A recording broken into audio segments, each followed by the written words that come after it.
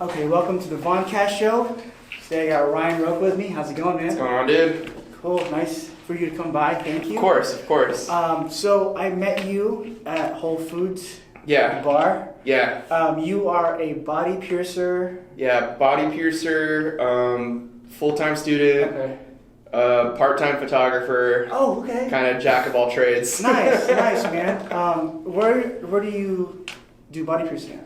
So right now I'm currently body piercing at Needle Pushers over in Lake Balboa, and right over here at One Truth, right here in Northridge, across the street from campus. One Truth. Yeah. That's Lake Balboa? Yeah, technically that's Lake Balboa. As far as I know, man, it's like the Valley does this funny thing where like every time they want to like make a piece of property like worth a little bit more, because it like another neighborhood might have a negative connotation. Like you got Van Nuys, right? Like where Needle Pushers is used to be Van Nuys, but now it's Lake Balboa. So because when I go down, I think of Van Nuys. Yeah. Lake Balboa, I think of the lake. Right, yeah, you think Lake Balboa, you're thinking of like the actual, man-made lake over there off of Balboa, but yeah, no, they turn into like this little mini neighborhood, like right down the street over here, you have, like this is all Northridge, but there's one little part in the middle, it's called Sherwood Forest. Oh, you know what, my grandma lives out there by Target. Yeah, right here by the Target. Yeah, really, yeah. like some homes, it's like they're regular, and some are really, really nice. Oh yeah, no, you got like the big ranch style homes, and then you've got like the regular suburban homes, 3 bedroom, 2 bath. That's trippy, man. The Valley for you. Yeah. So you got you're younger, so you're 18. Is that when you got your first tattoo? Yeah, I got my first tattoo when I was 18. Okay, what was it? It was it was a Stay Golden Pony Boy. With a little paper airplane. Yeah, and I got it. I was working at this spot in Tarzana, at this sandwich spot, and one of my coworkers, his buddies, I believe, was living with him and was like tattooing out of the house, like just with a machine and shit that he had grabbed probably like online or something. Yeah. And then I was like, oh, let me get a tattoo. He's like, fine. So for $40, he tattooed that on me, like about palm size on my leg. Wow, where on your leg, half? Actually pretty high up on my thigh, like not too far from my waistline. That's a painful spot. It wasn't too bad, to be honest, but like, I ain't even gonna lie, like the tattoo's like, it's not good, you know what I mean? Fun. It's not good. Like, I envy the people that say, oh, it doesn't really hurt me. Oh yeah. Or like, oh, I fell asleep. Like, how? I have no clue. I guess everyone's different, right? Yeah, like I remember when I was working at Clandestine Rabbit, there was this dude that would come in and get tattooed by my boss, Greg. He like would work all day long at one of the dealerships out here in the Valley. So he'd work at the dealership, and then he had like a standing appointment with Greg every like once a week, or no, not once a week, but like every other week, to come in and get tattooed. And like he was working on his full sleeves, and he had some leg stuff he was working on. But he would come in, start getting tattooed on like some gnarly part of his arm, like where he's like laying down and stuff, and just knock out. Wow. Like he would just start snoring.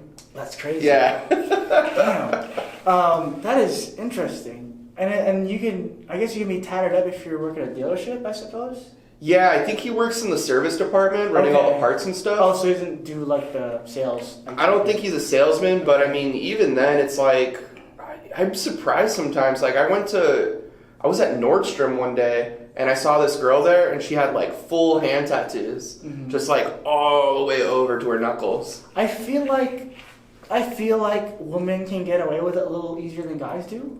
Yeah. Right? A lot of women, they can get the dainty like wrist stuff. Oh yeah, they'll get like their little thing on the bottom of their arm and stuff. Or even like right here. Oh, behind the ear. Yeah, that's kind of cute, right? Yeah. Or they could put like bangles and shit right here, and they can kind of fly with it. Yeah. Why did you get it on your leg and not on your arm or forearm or somewhere more visible? So when I first started getting tattooed, like my parents were pretty conservative, So like I just didn't want them to find out. I don't think my mom found out I was getting tattooed until I got like, I think like my 4th one. Like it was a pretty big tattoo at that point. But yeah, I didn't want my parents to like, kind of find out because I was living with them at the time. Yeah. And like basically when they found out, my dad was like, he didn't care, you know. He's like, you're a dude, just do whatever, don't be dumb, you know. And my mom was like, oh, like it was funny, dude. Like every time I would come home with a new tattoo, she would just start crying. Oh, really? Yeah. You got that intense, huh? Yeah, she would just start crying and like tell me like, oh, why are you ruining your body? Why are you doing this to your body? Your skin is so beautiful, blah, blah, blah. And I'm like, I don't know, I don't care. It's funny, like, they won't say that about you eating shit, right? You can eat all the cheeseburgers you want. Oh, no, my mom still calls me fat to this day. Never mind, my bad. That went wrong. But I just think, no, you're like a burly guy, man. Yeah, I'm like, I'm thick. Like, I should be, I mean, according to the doctor, I should be like 40 pounds lighter. Realistically, I should be about 20 pounds lighter. Whatever. Yeah, but I mean, I don't know. I'm still healthy. You know? I can still run if I needed to. You know what I mean? No, it's interesting because I am the same way. I have 2 tattoos on my arm right there in the upper shoulder, and I always wear pants in family parties. Yeah, I always wear pants when I'm with family, no matter what. For that same reason, I think they know now that I get tattoos, but even though I didn't live with them, it's that respect thing, right? Like, I mean, I think it's easier now. You can walk around with tattoos, and it's not as demonized as it was 10, 20, 30 years ago. Yeah, no, it's definitely changed. Because, like, before, as the way I always saw it was, like, for tattoos, it was only for, like, gangbangers and, like, bikers. Yeah. You know? And then, like, occasionally you'd see, like, you know, some old Navy servicemen or whatever who had, like, a bunch of Sailor Jerry Flash and stuff like that. So you had these dudes, and, like, that was it, basically, for the most part. You know, because that was where you would find tattoo shops. Yeah. It's like, you know, ports... and in, like, you know, usually the hood. Right. But, yeah, basically, like, now you've got, with TV and stuff, you have, like, Ink Master, Miami Ink, LE Ink, like, all these things that are just pushing tattooing further and further into the mainstream to the point where it's, like, nowadays, it's kind of whatever. No one really cares unless you're walking around with, like, a swastika, you know? Yeah. I agree. Funny you mentioned the Miami Ink. That was my first introduction to tattoos. Oh, okay. I just would binge watch the shows, and obviously they cut out a lot of stuff. Yeah. But I was just enamored from there. I didn't know it was called traditional, so for like, I like the first 6, 7 tattoos, I was like, I didn't know what it was called, so I just let the artist do the thing. Right. And when I figured it out, I said, I don't do traditional. I'm like, okay, I guess I'll stick with it, you know. Yeah. But then I went to One Truth for the traditional. I think I was gonna go to a different shop, but the guy who did traditional, he wasn't there. Oh, okay. Right. Yeah. And so I went to One Truth. I'm like, hey, like, you do traditional? Oh yeah, I love doing traditional. I got the gumball. I went to the gumball machine. It's not there anymore. Right. Oh, it was like one of those get what you get? Yeah. The first one I got was from Matt, was the 3 chains. The 3 chains? Like the chain links. Oh, tight. Yeah. Just 3 chain links? Yeah. And then I got another one from Gord. It was a rose. Oh, nice. And then I got another one it was a dagger, and then just hanging out there. Yeah. But, so your mom was like not kind of cool with it. Yeah, she still hates them today. Really? Okay. You know what? My mom knows I have them. I remember when I started getting them, she's like, I don't want to see any more new tattoos. It's when I sort of when I lived there for a little bit. So I thought in my head, well, you said you didn't want to see any more new tattoos. So if you don't see them, you can get mad. Yeah, no, that's what I did basically too. Like, I ended up like doing my legs, and like now I probably have like maybe, I don't know, half of my legs, maybe 2/3 of my legs, depending on what angle you're looking at, like done of them. So like I started on my stomach, and I remember stomach? You started on your stomach? Yeah, I got my stomach already like started. Who did it for you? Greg Twelver out of Clandestine Rabbit, great guy. Yeah, he's actually the dude who like brought me in to start working in this industry. Okay. Yeah, so I owe everything to that guy. Shout out Twelver. Yeah. Actually, you know how I met Twelver? Man, I used to work at Gap. At the Gap? Yes. Oh, wait, at Topanga? Northridge. Tight.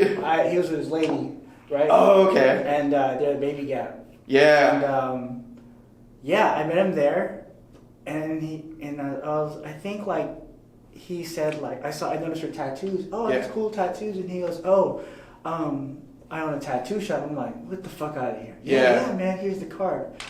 I checked it out, and the rabbit. Clandestine Rabbit. Man, I don't have a car, so it's far from me from like biking and shit. Yeah, exactly. But I was super stoked. Yeah. You know, I've been there a couple times. I never got a tattoo there, but I like the spot. You know. Mm-hmm. And later I found out when I was in One Truth. Yeah. It's a sister shop. Yeah, basically it's a sister shop. Gordo and Matt had both worked there. Yeah. Yeah. So how did you go from just, you know, getting tattooed, like, you know, in Tarzan in a barn? Right. And then how did you go from there to, like, you know, getting in Clandestine Rabbit? Okay, so after I'd gotten tattooed by that guy, like, I had gotten tattooed by this other dude in Hollywood that, like, a friend had introduced me to, and he started the tattoo. Like, he did an outline on my thigh of this lady head, but then, like, it was, like, all wonky. Like, the girl was, like, even, like, if you looked at it the wrong way, she, like, kind of low-key looked cross-eyed. Uh-huh. So I was really bummed out, and I was like, you know, like, fuck this, whatever. And I was working down the street at Whole Foods from Clandestine Rabbit. The Whole Foods where we met. Yeah, and so then I just walked in one day and I was like, hey, I have a tattoo, like, can someone finish it? And Matt was the guy who helped me, so he came and looked at it. He was like, oh yeah, cool, yeah, man, I'll finish it for you, you know what I mean? So we ended up just sitting there and shooting the shit for like 3 hours while he worked on my tattoo. Came out fantastic, I was stoked. And I remember I had asked him, like, hey dude, I'm a photographer because I was learning photography at the time. You mind if I come in and, like, just shoot some photos? And he was like, yeah, sure. So I come in and I was basically shooting photos in the shop, like, at least twice a week for probably, oh man, maybe 3 years, 4 years. Wow. Yeah, like I was basically at that shop all the time. Yeah. For like 3 years maybe. Like I ended up becoming really good friends with Clown, becoming really good friends with like Gordo and 12 and Al, Scott. There was probably like at least 15 people I met over there. Mm-hmm. And like he ended up meeting my one of my best friends, Steve, who's out in, it was funny, he was like, he didn't even really, you know, kind of mess with photography like that. I ended up getting him into photography, and he's at the School of Visual Arts in New York. Nice. Yeah, about to get his BFA in it. Wow. Yeah. Very cool. So you got into like that circle just through photography? Yeah. So I was shooting like just shot photos around the shop, and every time, because I was shooting a lot of film, I would bring back like prints for them, you know, and give them prints. And so they all got prints, and like they were all stoked on it, and eventually, at one point, I think it was Steve had just told me, like, dude, like, you know, you obviously just want to be a tattoo artist. And I had never thought about it seriously. I was always thinking to myself, like, I don't think I could do it. So I was like, you know, he kind of put it in my head. And so I just kind of, like, started drawing. And I tried to be there and, like, help out with everything. And eventually just got to the point where I had just asked Greg, the owner, straight up. I was like, hey, would you give me an apprenticeship? And he said, yeah, man, you know, you've kind of earned it, so been waiting for, because if I remember correctly, I think he said, I've been waiting for you to ask for like 6 months, because he had already had some apprentices before. Like he was apprenticing Soldier, who's like sick, just really good, and then he had left, and then he had just finished apprenticing George at the shop right now. And he's like, dude, he's so good. It's like insane how good he is with black and gray. But yeah, he came in, and then so after he was done with his apprenticeship, that's when I felt like it was appropriate for me to ask for a chance. Right. It's interesting. I got in there because I started like getting tattooed, and I started hanging out. And I think like, I'm not sure. I don't think you needed like a internship to graduate, but but I started hanging out there so much. Like, hey, from CSUN? Yeah, I don't think you need one, but for business, you need one. But I think we got along the lines of like, well, let's like help you with your resume, sort of. Let's like give you this internship position. Yeah. And what it was I came in there, you know, picked up the phone. Yeah. Chat trash. Like just talk to customers because most of the customers. Oh yeah, so you were basically like the shop help for the shop, yeah. Yeah, but I never. People were like, "So you want to be a tattoo artist?" I'm like, "No." Yeah. You want to be a biker? I'm like, "No." I just couldn't do it. Like I love the culture so much, but I just I do music and podcasting. Being realistically, I couldn't do it, and I wouldn't want to waste anyone's time. Right. I know an apprenticeship is like. It's strenuous. And yeah. It's a lot of effort and no, it's a whole thing, dude. It's like usually it's like 2 years. And you got to be there a lot. And I knew like I had no heart in it, but I just want to stay around and help. Yeah. So your apprenticeship, man. Well, like from what you can say, what was it like? What would you but are we good? Are you asking about my tattoo apprenticeship or the piercing apprenticeship? Tattoo apprenticeship. Okay, so. For my tattoo apprenticeship, basically, Greg told me, like, okay, like, you got to show up, like, when we open, and basically he was like, yeah, you got to stay, and take care of stuff until everything's done. So my responsibilities around the shop were, like, answering the phone, like, sweeping the floor, setting him up for his tattoos and stuff like that. Cleaning his tubes. You need that BPP thing, right? Bloodborne pathogen. Bloodborne pathogen, yeah. So I had to get my bloodborne pathogens, and I had to get certified by the city as like a registered licensed tattoo artist in the city, or technically the county, but yeah. So I was responsible for like setting up his tattoos, like answering the phones, sweeping the floor, keeping the shop looking like pretty decent. Cleaning the windows in the front. It got to the point where like sometimes I was like running small errands for him. Like I had to grab him lunch every day. That's for sure. Yeah. Yeah, I remember it was always like we were trying to figure out what we wanted to eat, and so like there was because we were over there in Tarzana, and like where we were at, there's not too much to eat like within walking distance. Yeah, I mean, how far? Is Whole Foods a walkable distance or? Yeah, it's like a walkable distance. It's only like a 2 blocks. 2 blocks. So it's like maybe a 15-minute walk at most. We're so fortunate. One Truth is a fucking banh mi spot right there. Yeah, next door. Shout out Kim's favorite spot. Your cookies are great. Oh yeah, you get the Matt special. What's the Matt special? It's just a warmed up cookie. Are you serious? Dude. That one day I got fucking 4 cookies. Oh my god! And I knocked out from the sugar like that night, like easy. Just knocked right out. And then I got 2 more for nacho, but look back, I got 6. Yeah. So you're saying gotta get food. What's around there? Is the Whole Foods? So over there, there's like a Taco Bell down the street. Okay. There was like a sushi spot, kind of 2 doors down. Across the street, there was like a Vons and a Gelson's. A Chinese spot, there was like a Jewish deli, and then if you go a little further down the block, you had like a donut shop and Sharky's and a pokey spot, and that was it for the most part. So like usually I would end up driving to a lot of places. Like, where did we order a lot from? We would get like Philly cheesesteaks from Philly's Best, or I'd grab him like In-N-Out or burritos. So like we would love going getting food from Melody's, if you know where that is on Reseda. Oh, isn't that kind of far? It's like not too far. Yeah, but I would drive down there and we would grab. He always ordered the arroz con pollo without any sauce on top. Arroz, that's rice and. Just rice and chicken. Okay. Yeah. Nice.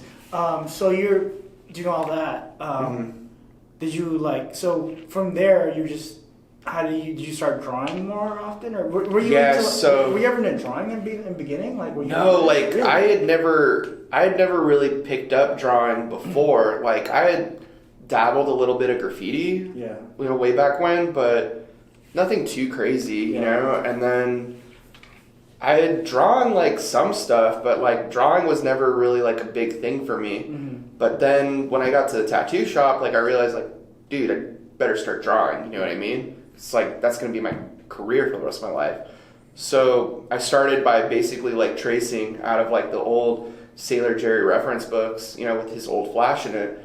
I think I traced, we had 3 or 4 of the books there, and I had traced every single one out of every single book, you know, on full sheets, and I still have those at home. I still have all my tracings, but yeah, I did that, and after he got me to do that, he was like, okay, now start trying to like figure out the motions, like, so I would start by drawing roses, and then one day he was, you know, I would just be trying to draw all day, and that's the thing that sucked for me is like I take forever to draw. You know, I really take forever because I'm really kind of just a perfectionist and really trying to get it to look as cool as I can, and I'm really critical about myself. Yeah. So like I remember one day he was like, all right, you have an hour, like draw an eagle. And I was like, what? So like I grabbed my reference books and I was like, okay, cool. So I found an eagle and I drew it freehand and it came out pretty good. And he's like, okay, cool. Like you drew the eagle, but it looks just like that one. So now you got to draw one that looks like yours. And I was like, oh man, okay. So I told him, give me like a day or two. So I ended up like looking through a couple other books I had, and basically what I did was like I had mishmashed like certain elements on certain eagles that I liked, and within like about a day and a half, I had drawn up this eagle that was like, dude, it's sick. It's like the coolest thing I've ever drawn. Is it the eagle you drew for that t-shirt? That was sick. That was sick. No, I actually have that design. It's coming out on another t-shirt for needle pushers. Nice, man. That was a sick eagle. Yeah. That's a fire-ass eagle. Yeah. So a lot of it is you can't draw something from, you can't just copy from someone else. No. It's essentially plagiarizing, right? Yeah, it's straight plagiarism. Like, you could, like, if people find out you're doing that, you're going to get clowned online, you're going to get clowned in person, like, people are not going to want to work with you. Yeah. It's just super disrespectful to everyone involved, you know what I mean? Right. It's like, it's fucked up to the client because now they have the same exact thing as someone else that's not supposed to be like that, you know? Then you have, you know, it's disrespectful to everyone you work with because now everyone's going to think that people at your shop are just like, you know, that you all just steal work or whatever. Right. And then it's disrespectful to the guy who made it originally because, like, now, you know, it's like, okay, you want me to think that, like, you want me to make people think that, like, oh, you don't have to go to me, you can just go to them, you know what I mean? Now, let me interject. What about the clients that are, okay, there's exceptions, obviously. What about, like, some guy goes, I want a Sailor Jerry Flash? Yeah, like, Sailor Jerry Flash is timeless, you know what I mean? It's like, that's old stuff that, you know, at this point, so many sailors had gotten them all the time that it's like, you know, it's actually kind of like a camaraderie when you see someone else with the same tattoo as you. It's like, oh shit, like I have that on my leg, or like I have one of those on my shoulder, you know? Like that's cool, but for like custom pieces, which is, I would say what about maybe half of the industry is nowadays, you know? It's like probably even more, to be honest, like 60% of it is. Like, you don't want to steal someone else's stuff, you know? Right. What about, this is like getting into like tricky, muddy waters. Yeah. What if an artist puts out a flash sheet, like, yo, this is for sale? Can you, is that? Yeah, so it's funny too, because I have like a few books, and some of them like will explicitly say like, do not reproduce these for tattoos, use them only as reference. And then I have other ones where it'll say like, oh yeah, like this is explicitly for reproduction of tattoos. Like I want you to tattoo it. Right. Just don't copy the book. You know what I mean? Like make another book so that he doesn't get his cut of the money. You know what I mean? Right. Yeah. Okay. Because there are some customers that, yo, I want the same exact piece this guy like. Yeah. I've seen the one, there's this one, I forget, there's one design. Right. Right? It's like, it's roses and like $100 bill. But it's that one. The money rose, basically. Yeah, money rose. Yeah. And I know that a lot of artists are like, yo, you got to go to that guy for it. Mm-hmm. I don't want to steal his work. Yeah. And it's just like a really difficult design on here. Yeah, no, it's hard to tattoo. Yeah. And you got to do it just right, otherwise it looks kind of wonky. But it's funny too because those money roses at this point now, I think basically everyone is copying the same like 6 money roses that are out there, like where people have reference photos on the internet. It's just to the point where it's like you just get so inundated with some things that it's like you can't make certain things custom. Like when girls want the little infinity sign with the birds flying off, it's like you can't make that custom every time. I mean, those are, I don't think those are like, they were like traditionally like tattoos or just fun online and it's like, hey, Yeah. I found it interesting too how the geometric stuff, the simple stuff are the hardest because it's so simplistic. They're like drawing a straight line like that. Oh yeah. By itself. No, it's like doing straight lines, like perfectly straight lines for long stretches, or doing perfect circles are the hardest things in tattooing because, I mean, at least if you're using coil machines, like not so much when you're using those like rotary pen looking ones, but definitely on a coil machine, it's heavy, you know what I mean? It's a heavy piece of iron or like whatever, maybe stainless or whatever in your hand, and you got the tube and it's shaking because it's going at like 140 cycles per second, so it's just banging in your hand, so you're trying to hold your hand steady, and now you've got to stretch out the skin properly on this person and draw a straight line that's got to be like 14 inches long. Those are armbands. Those armbands, man, it's like people think they're so simple, it's like super hard to do. And you can't like undo or erase it. No, there's no erasing a tattoo, man. I mean, I guess you get a laser later on, but but it's funny too because it's like you spend like $300 on a tattoo, right? To get that same $300 tattoo removed, you're probably gonna end up spending like $1,200. Are you serious?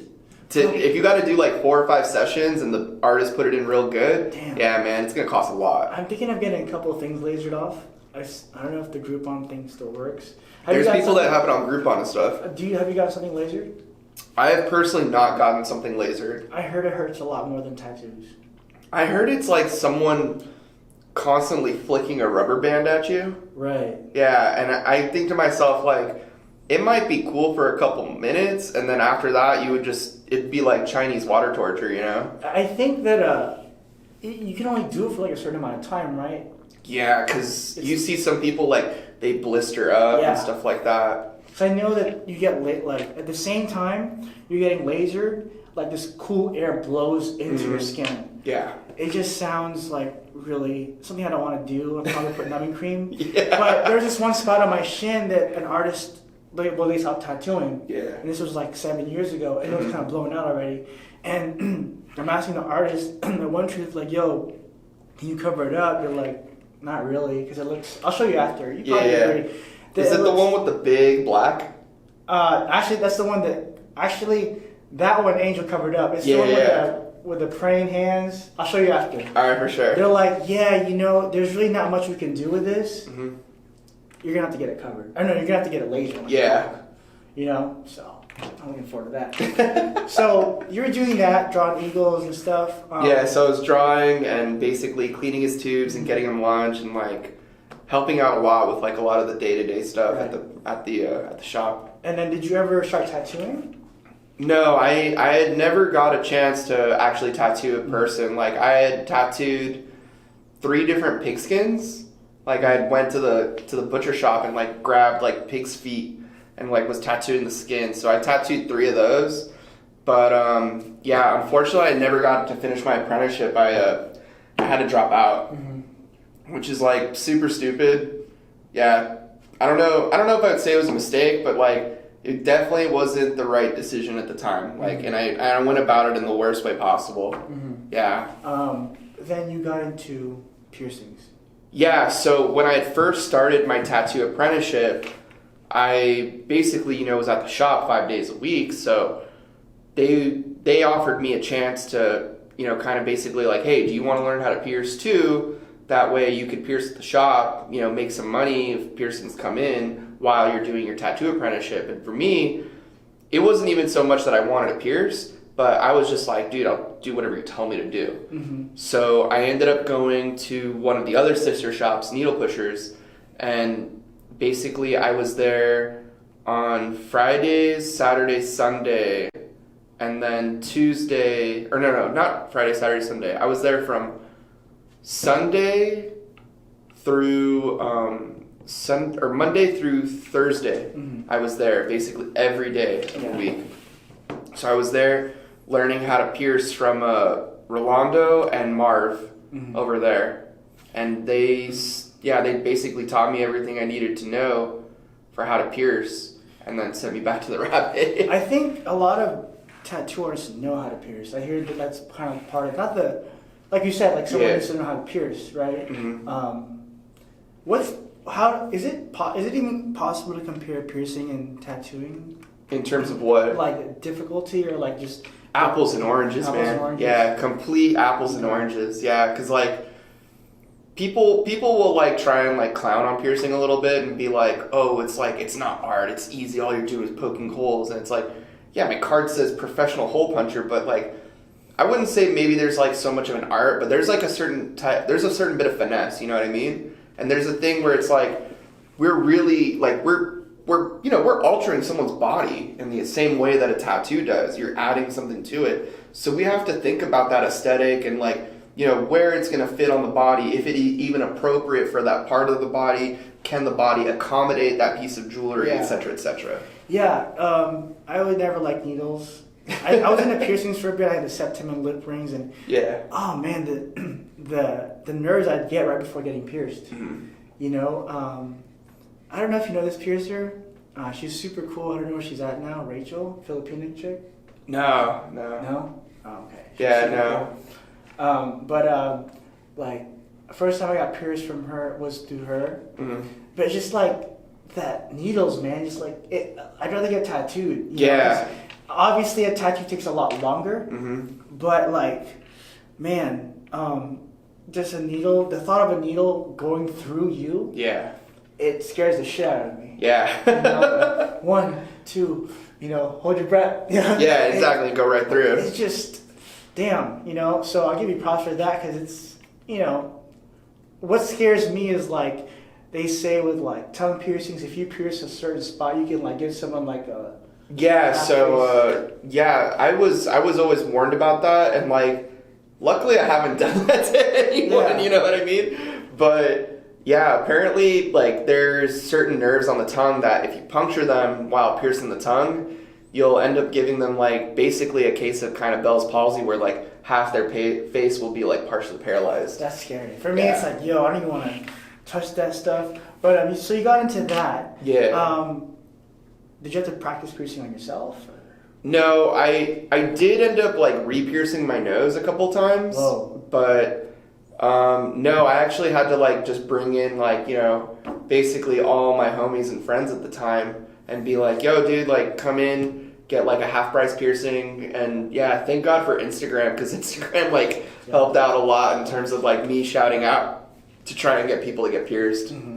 So piercing, there's a big misconception. Well, I was under the pretense that you can get like a hoop if you want, or like a stud right away. You can pick either one. Yeah, like for certain piercings, you can start off with a hoop, no problem. Like what about right here? This is a very popular spot. Yeah, everyone always wants to get their nose pierced like right away with a hoop. Why? Technically, you can do it, right. And like I'm not gonna blame you, man. Like they look way cooler than a stud, yeah, I feel like with a stud, it gets caught if you're like sick, got boogers and shit. It's just like yeah, sometimes that happens, but it's like I'll tell you from like my own personal experience. I started off with a hoop. Every time, dude, you're gonna get that nasty kind of like hypertrophic scarring. It's a nice bump that you get on the top of the piercing, and it just doesn't go away unless you either gotta clean it, you gotta puncture it, or you gotta just take out the jewelry and it'll go away. So that's from a hoop alone.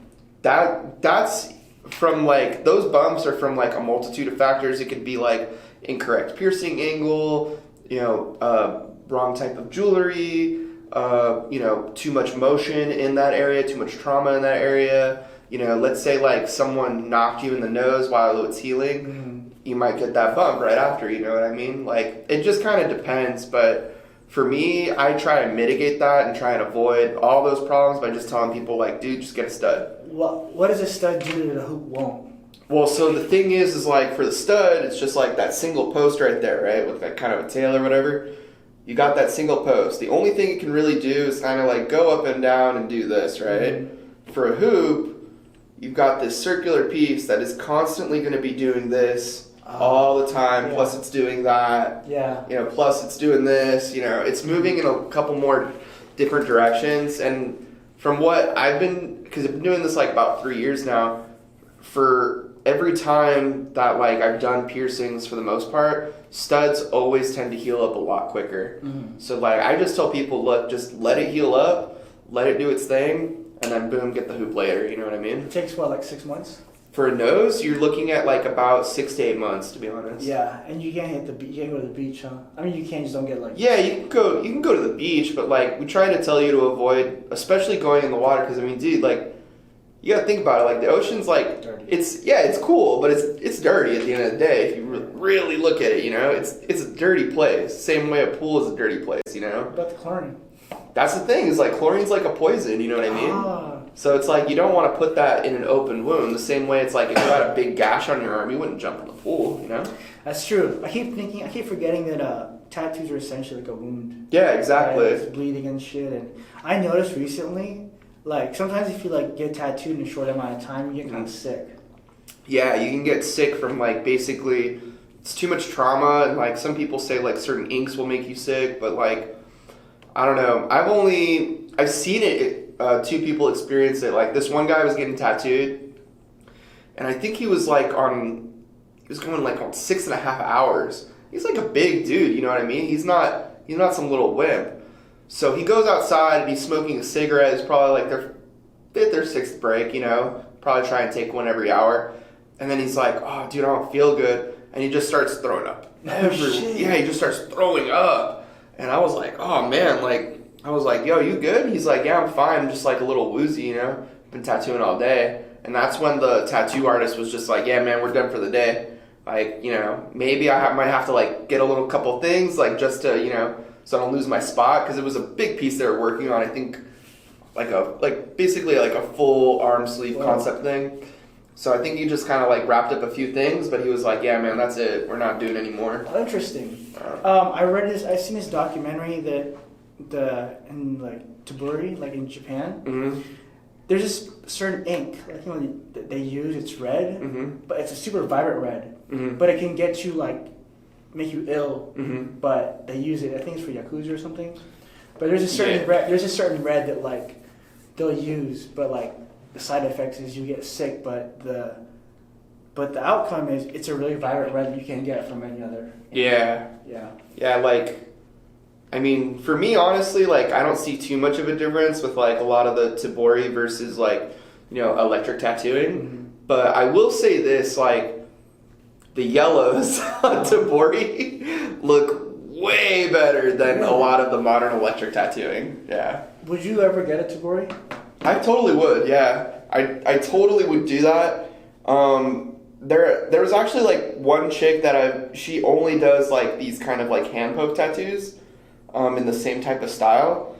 And I've been meaning to get tattooed by her for a long time, but every time she's in LA and I try and send like an email to her to try and set an appointment, she always books up super quick. Book's closed. Yeah, basically. Damn. What time do you have to get out of here? I don't want to... Oh, no, I got 45 minutes. Okay, sweet. Okay.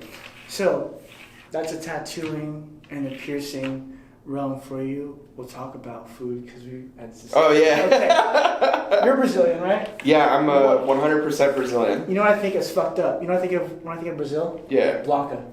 Street Fighter. Oh, man, come on. I was a kid. Well, that was my first exposure to Brazil. Yeah. When I think of, is there a Blanca there? Oh, man. All right, so Brazil, right? Yeah. I've been to a Brazilian steakhouse when I was young. What's the difference from like a steakhouse and so like an American steakhouse and a Brazilian steakhouse? Okay, even like, you know, Korean barbecue, obviously. Yeah. And there's a shabu and everything.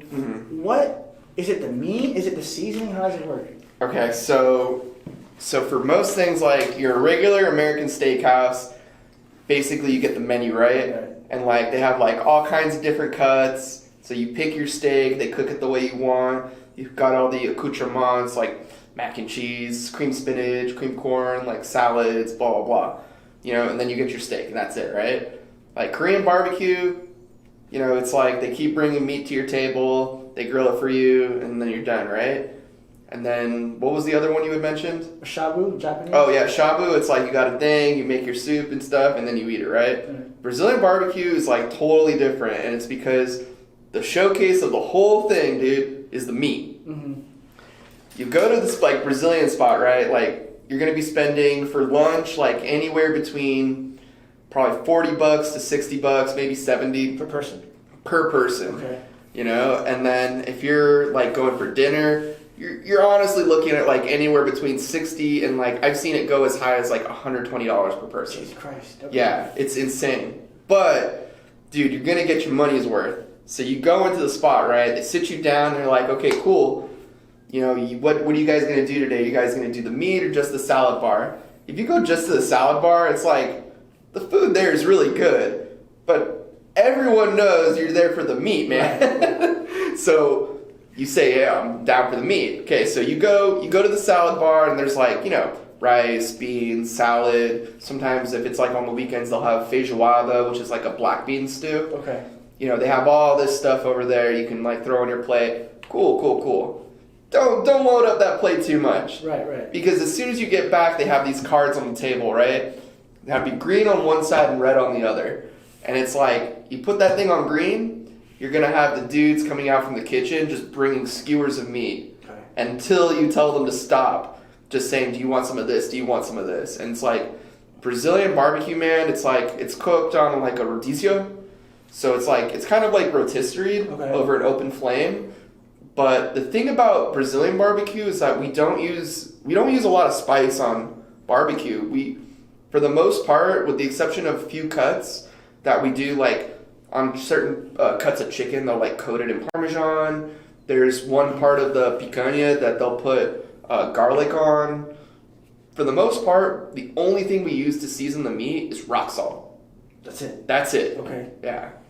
So it's like, you know, they'll just start coming to the table, bringing you meat until you tell them to stop. But yeah, I remember for Greg's bachelor party, we had actually went to a Brazilian steakhouse in San Diego. Okay. And yeah, it was like, they really saw me in my element, just like flipped a switch, you know, all the Brazilian in me came out. So, is it beef and pork or just beef and or pork? Primarily it's mostly beef. Okay. There will be certain chicken things, not too much pork, but yeah, and then like a few lambs things. But for the main part, it's almost entirely beef. So it comes in skewers as opposed to like a... Yeah, it comes on like a giant skewer and they like cut it right off. Is it, what's that truck, is it a halal truck with the skewers? Yeah, so you're talking about like gyros or shawarma, stuff like that? Like that, sort of? Not exactly though, because the shawarma, it's a bunch of different pieces of chicken stacked on top of each other to create that big thing, the same way that they do the al pastor, the taco trucks. Yeah. And then like gyros is like, it's all kind of mashed together, but for Brazilian barbecue, for churrasco, it's basically just one giant cut or like a bunch of small cuts. So it's like our most popular cut is the picanha, right? Mm-hmm. Which is the top round with the fat attached. And so you have this whole thing, and it's usually about yay big. You know, for a small one, it'll be about maybe, what is that, like 8 inches, 9 inches by another like 7 inches by like, 4 inches thick. But sometimes you'll see some big ones be about yay big, you know? Okay, so hypothetically, yeah, I have a friend, right? Right. Hypothetically, her name is right? Right. I want to take her out to a Brazilian restaurant, right? Right.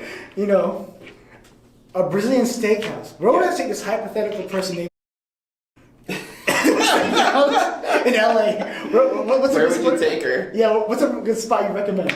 All right, I got 2 spots. Okay. I got one of them is Fogo de Chão. Okay. There's one in downtown LA, and there's another one over in like the Beverly Hills area. Okay. It's primarily considered like one of the best steakhouses, you know, in the city. It's really good, really sweet. But personally, for me, man, My favorite spot is actually owned by a Korean dude who grew up in Brazil, in Koreatown. I hear there's a lot of Koreans in Brazil. Yeah, Korean, Japanese, Chinese. Big Asian population. Mm-hmm. That's awesome. I forget what the reason is, like the migration patterns, but that's interesting. Yeah, but that spot in Koreatown, it's called M Grill. It's really good, and it's slightly cheaper. You know what I mean? But the service there is excellent. The food there is excellent. Like, you really cannot go wrong. Okay. Earlier, a couple of days ago, we talked about pizza. Yeah. Right? Okay, pizza. There's different types of pizza, Chicago. Yeah, you got like Chicago, thick, like kind of Detroit style pan pizza. You've got, New York thin crust, California pizza. What's California pizza? Okay, so like in my eyes, a California pizza is typically like a little bit of a like kind of thinner, doughy crust, but usually it'll be like, like really a focus on really fresh ingredients, like the same way that you would have like California Pizza Kitchen or like a pizza at like Wolfgang Puck, stuff like that. You know what I mean? Are you against putting pineapple on pizza? Okay, I'm not against it, but I think it's like certain situations it's cool. Because like Hawaiian pizza with the ham, I'm not a fan of at all. I like that. Yeah, I'm not a fan. But like for me, if I'm gonna throw pineapple on, I'm gonna throw like double pepperoni and jalapenos. So now you got like that sweet spicy thing going on. There's some people, pizza aficionados, traditionalists, who's like, what the fuck are you doing? I'm like cool with it. No, man, it's like, it's the same way that like people, I mean, granted, I kind of don't like it when people put like ketchup on a hot dog. Really? Yeah, but some people will like trip out on that. I love. Like if you go to New York or Chicago, really, and you put ketchup on a hot dog, people look at you sideways. Are you serious? Yeah, it is. Is this like a West Coast thing, the ketchup? Yeah. I think that's just like everywhere else that isn't big on like sausage culture, I guess. Really? Yeah. Sausage culture and ketchup don't mix. Well, because like Chicago has like their own hot dog where it's you get the neon green relish, tomato, onion, a pickle spear, a sport pepper, celery salt, onion, and mustard, right? That's like their thing over there. And then New York, it's like you could do sauerkraut, you could do the red onion relish, you could do mustard or whatever. Yeah. They've got their own thing, whether it's like you're going to Papaya King or Nathan's or whatever. Interesting. But like on the West Coast, for me personally, I can't think of too many hot dog places where it's like kind of our own thing. When I think of hot dogs, like Cupid's, maybe like Pink's. Yeah, Pink's down there. Casper's. Oh, dude, that's Bay Area though. That shit's bomb though. That's hella bomb. Yeah, Casper's and Top Dog. Yeah. Shout out to the Bay Area for Oakland, man. So good. So that's interesting. I never knew that. I never knew that the ketchup thing is like not a big thing. Yeah, man, people trip out on that. Okay. Back to pizza. Where do you like? You've been to New York? It's funny, dude. I've been to more places internationally than I have been like in the U.S. I haven't traveled outside of Nevada, Arizona, or California. Because a lot of East Coasters, what's the East Coast, kind of shit on the pizza in the West. Something about the dough or something. It's not real. Oh yeah, they I don't know why too, because I think that a lot of the pizza out here is excellent. Right. But they try and say that like, oh, it's the water, that messes with the dough, and it's just never the same, blah, blah. And it's like, I don't know, dude. There's a lot of really good pizza out here. Yeah, because a lot of people, they'll say, like, people from New York, oh, there's something about the dough, something about the water that makes the dough, like, really... I never had New York pizza. I haven't either. I have a buddy that's in New York right now, and he says the pizza's pretty good, but I've showed him a couple pizza spots out here, and he's like... Okay, like, this is actually really good. It's comparable, you know what I mean? So same girl, hypothetical girl. Yeah. Oh, I don't like Brazilian pizza, right? Oh, dude, and don't do any Brazilian pizza, man, because Brazilian pizza, it's awful. It's awful. Pizza. I meant steakhouse. Oh, yeah, you want to go to steakhouse? She's like, yeah, I'm off the steakhouse. Yeah. Hypothetically, what pizza places do you recommend out here? All right, so pizza places in LA. Probably so like I have a few like go-tos, and then I have like my spots. Right. So there's Pizzanista. Okay. It's in the Arts District downtown. Okay. Dude, it's really good pizza. They have vegan options, and the vegan options are pretty good. But theirs is special because they use like, it's thin crust, but it's like a sourdough crust. Okay. It's really good. And then you've got, I can't remember the name of it. There's one in Santa Monica. I think it's called like Joe's or Valentino's or something. But they do a really good New York style pizza. You've got like, Mulberry Street over here. They have one in Encino, another one in Sherman Oaks, one in Beverly Hills. That one's really good. And I think the word is that like Drew Barrymore like owns part of it. Oh shit. Yeah, which is super funny. Yeah. And then for me, my personal favorite, it's this like tiny little hole in the wall spot run by this Iranian dude, right? I've been going to this place since I was a kid. Okay. And for me, it's like top 5 in LA. All right. Easily. It's called Brooklyn Pizza near the corner of Tampa and Van Owen and Reseda. Okay. Yeah. All right. I used to be around there doing the plasma thing. Yeah. I lived right behind it, man. I'm surprised I didn't see you drive. Dude, okay, so what do you look for in a pizza that makes it? I have like low pizza standards. Like have you had Pizzasaurus Rex? Have you had that? Oh yeah, I love that. You like that pizza? I'm #1 customer, bro. It's like delivery because right there, I live right by there. Yeah. I used to live by CSUN, and it's like free delivery. Shit. I tip. Yeah. And it's like they've been there for 30 years. It says something. Yeah. What's fucking funny though? Every place next to it is like a curse because they don't always last. Oh yeah, I know that little strip mall right there. There's a liquor store on one side, right? It's always been there. Yeah, so there's a liquor store and then there's a Pizzasaurus Rex, which is like the #2 spot from the end. But every other spot on that strip mall has like gone out of business at some point. It used to be a foot massage spot there. Yeah.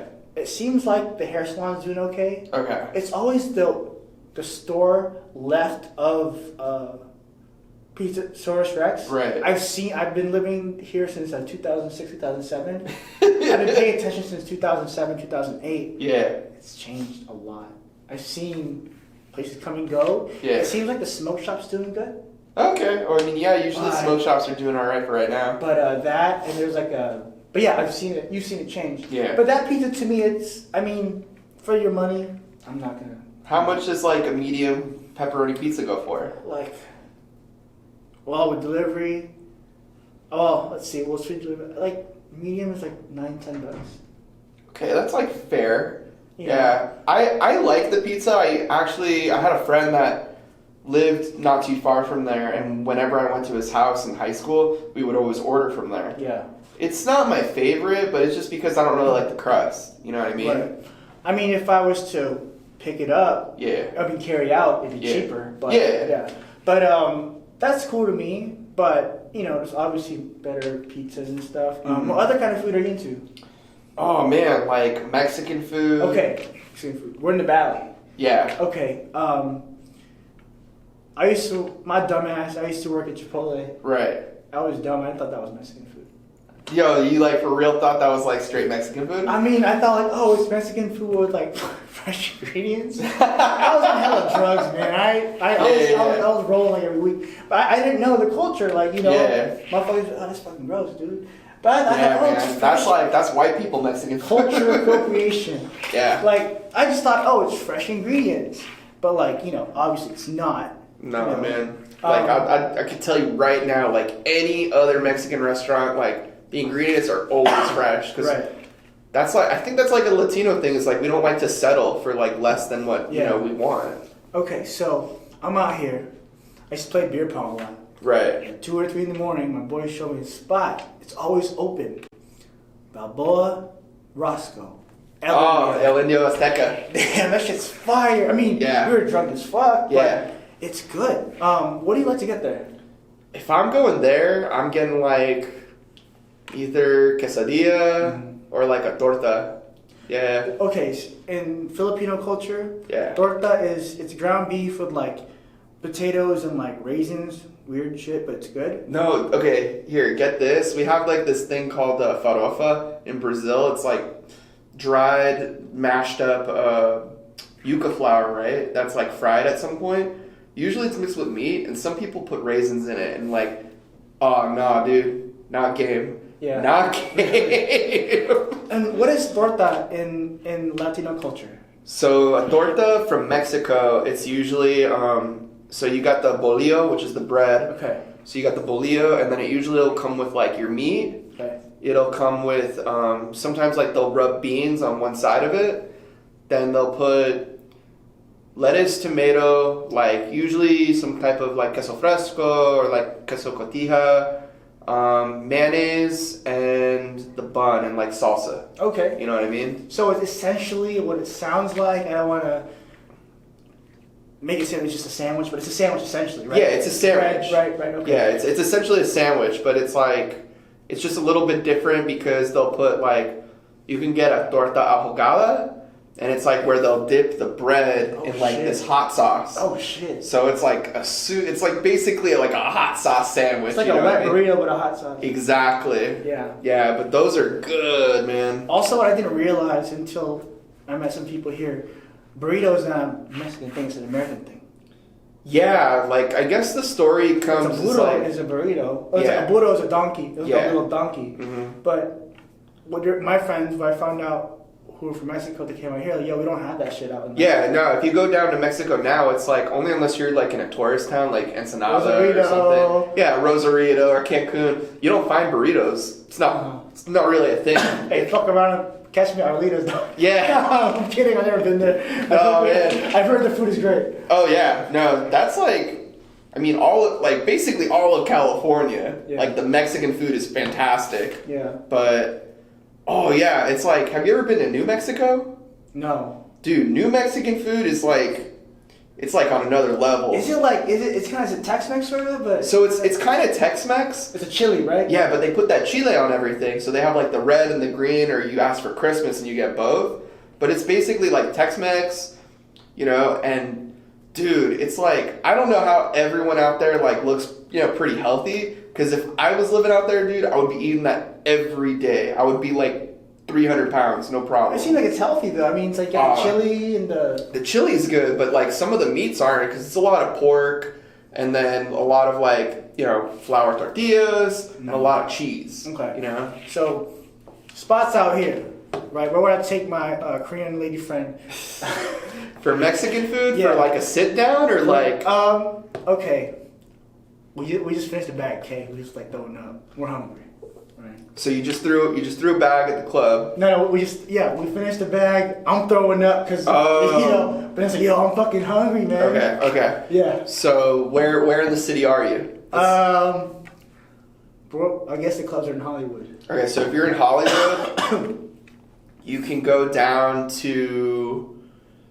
Okay, you can either go down to Leo's Tacos. Okay. It's over there off of Sunset or Santa Monica. I forget which one. Okay. But Leo's Tacos, and they have the best al pastor in the city. Okay. For sure. Really? Hands down. What's al pastor again? So that's like a marinated pork that they put on the relisio. So it's like, it's like on that spit, the same way you talk about the shawarma or the Brazilian barbecue. And then what's barbacoa? I've seen that in Chipotle, but I know it's not like... So barbacoa, it's like... There's only one spot I know in the valley that serves it, and it's like this one truck that's in front of the Food for Less on Sherman Way next to the Van Nuys Airport. Okay. That's the only truck I've ever seen. I'm probably actually gonna go try it tonight because I still haven't tried it yet. I used to live right by it. But barbacoa, it's like a stewed, beef, I believe. It's either beef or pork, but yeah, it's stewed beef or pork that's just been kind of like sitting and cooking for a long ass time. Okay. There's a bunch of what I noticed, like a lot of the good or like dank or whatever, the really good Mexican spots are like they're in Van Nuys and Panorama. Yeah. Right? Any taco trucks you recommend are like those taco trucks? Yeah. Okay, so there's actually like one right over here. Uh-huh. Like next to CSUN, they cook all the meats over mesquite. Oh shit. Yeah, so it's usually right over here. Is that on Lassen? No, it's right over here on Reseda. Reseda. Yeah, in front of like where the UFC gym is, in the parking lot over there. Is it nighttime or what? Nighttime only eating. Yeah, they're usually there. There's one in Reseda. Her name is Priscilla. She has this taco truck over by the CVS, just past Roscoe, and she's one of the only people that has a chicharron. I love chicharron. Yeah, so it's like she makes it like the guisado style. What's that? So it's like a stewed with like chile verde. We have chicharron in my culture too. Right. Yeah, but like the same way that Mexican dudes do, where it's like, you know, fried pork skin, right? Good. Like, it's the best. I go to Vallarta's, man, I see that fucking... Yeah, you see the giant one over there.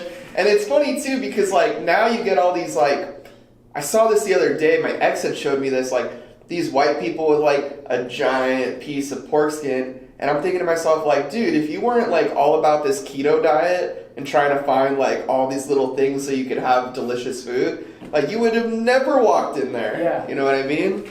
Okay, I always feel bad eating, like, a bag of chicharrones. Like, my heart's fucking, like, so let's say, like, hypothetically, I guess, like, Mexicans, like, okay. Mexican food. Where can I go? I'm gonna censor her name, by the way. Right. That's fucked up. I just funny that you know her. Oh my god. I just can't. When I saw her page, I'm like, mutual friends. Oh shit. Oh shit. You know there. Oh, I wonder. Okay. All right. Where is it? What's a good spot out here for Mexican food? Okay, so Mexican food out here in the valley, salsa and beer for sure. Salsa and beer. You gotta go to salsa and beer. Yeah, Zacatecas style, really bomb. Los Tres Hermanos.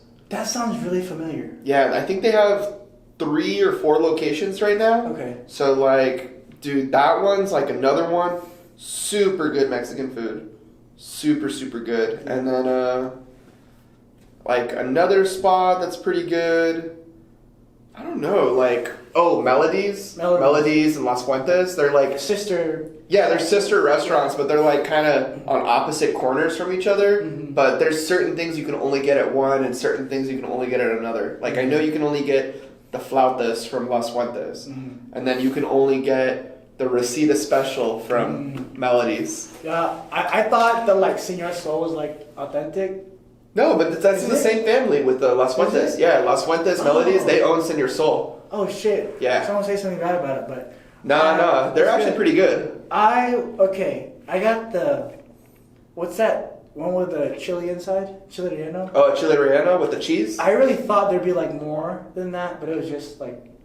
Nah, that's what it is. I was like, oh, it's not a burrito. No. Yeah. No, but you can go to some places and they'll give you a chile relleno inside of the burrito. That'd be cool. Yeah. Let's see. Okay, I think that's pretty much it. Do you have... Okay, so you're at the... Do we disclose that part? When you're available and whatnot? Oh, sure. Yeah, so I work at Needle Pushers. I'm there Thursday, Friday, Saturday. Okay. I'm at One Truth Monday, Tuesday, Wednesday. Okay. Yeah, Sunday's my day off. I need my day off. Of course. But, but you can always just, like, find me on Instagram, at Pro Hole Puncher. Okay. Also, too, before we go, you're also a full-time student. I'm also a full-time student. What are you taking? So I'm actually studying accounting right now. What do you hope to do with an accounting major? To be honest, right now, I'm not too sure because I feel like I might be getting too old to, like, try and play the game. I don't know, but... It's good to know. Right? Yeah, I mean, I'll tell you this. Like, I really love it, and it's like, I'm really into numbers, so it's all kind of like a giant puzzle. That's awesome. Yeah. I hate numbers. Yeah. So it's like, it's all just like a giant puzzle to me, so I don't mind doing it. How do you balance... You essentially work at 2 shops. Yeah. And you have a full-time student. You're a full-time student. Yeah. It's like, 15 minutes? That's what, like... How many classes is that? I have 5 classes right now. How do you balance it all out? Dude, it's like... Are you a time management person? Are you good at that? Yeah, plus I have that other job that I do at night. Oh. Yeah, so I have 3 jobs. I don't know about that job, but okay. Yeah. So I got 3 jobs and I work a full-time How are you able to balance that out, man? Really, it's all about, like, number one, time management and prioritization. So it's like, right now, I don't really get to, like, go out and go, like, hang out with my boys or anything like that, you know? I'm really lucky because, like, all the people I work with are, like, kind of my boys, you know? So it's like, it's cool I get to hang out with my dudes at work. But, yeah, so it's like Monday, Tuesday, Wednesday, you know, if I'm at the shops, like Monday through Saturday, if I'm not working on something or working on someone or like doing something productive, I'll try and like get homework done. You know what I mean? I'll try and get homework done. Like, I don't have too much time in between classes per se, but if I have time, like, you know, where let's say like I go over to school and one of my classes is canceled, I'm not going to just go blow it off and like go to the bar or something. Like, no, I'm going to go to the library. For you. That same time, I'm going to take advantage of it and try and study, you know? I think that's something that I learned you got to do, because I started college early in 2006, but I stopped for like 4 years. Oh, dude, I started in 2010. It's about to be 2020. I'm just transferring now.